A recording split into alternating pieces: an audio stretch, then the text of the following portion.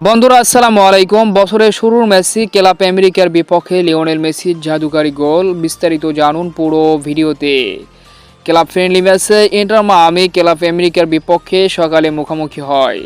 দুর্দান্ত এই ম্যাচের শুরু থেকে হাড্ডাহাড্ডি লড়াই, তুমুল উত্তেজনা, একের পর এক আক্রমণ। ম্যাচের শুরুতেই বেশ কয়েকবার সুযোগ পায় ইন্টার মায়ামি। জর্ডি আলবা এমনকি লিওনেল মেসিও শুরুর দিকে চান্সগুলোকে মিস করে। তবে ম্যাচের 31তম মিনিটে ইন্টার মায়ামির ডিফেন্ডারদের ভুলকে কাজে লাগিয়ে দুর্দান্তভাবে মার্টিনের গোলে এগিয়ে যায় ক্লাব আমেরিকা। তবে সেই গোল নিয়ে বেশিক্ষণ দীর্ঘায়িত করতে পারেনি।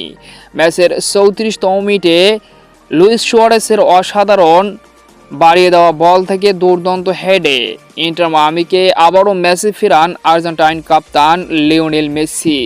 মেসির জাদুকরী গোলে 1-1 গোলের সমতা নিয়েই পুরো অর্ধ অংশ পার করে ইন্টার মায়ামি এবং ক্লাব আমেরিকা।